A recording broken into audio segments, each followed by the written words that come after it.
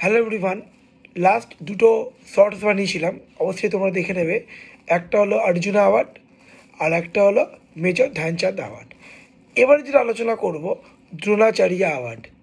তো এটা দেওয়া হয় মূলত Dronacharya award for outstanding coaches in sports and games. খেলাতে যেন কোচ থাকে, তো তারা তাদের পারফরমেন্সের ওপর বেস করে। তো ক্রীড়া ও গেমসে অসামান্য বা অনবদ্য প্রশিক্ষকদের জন্য দ্রোণাচার্য পুরস্কার দেওয়া হয়। ঠিক আছে, এবার কারা পেয়েছে ও কোন বিভাগে?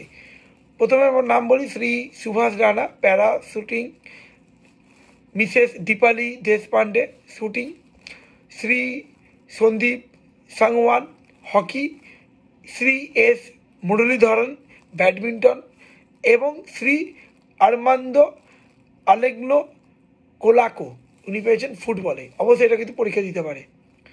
আচ্ছা, আরেকটা তোমাদের ইনফরমেশন দিয়ে রাখি, মৌলানা আবুল কালাম আজাদ ট্রফি খেলো ইন্ডিয়া ইউনিভার্সিটি গেমসে সামগ্রিকভাবে শীর্ষ পারফরমেন্সকারী বিশ্ববিদ্যালয়কে মৌলানা আবুল কালাম আজাদ ট্রফি দেওয়া হয়।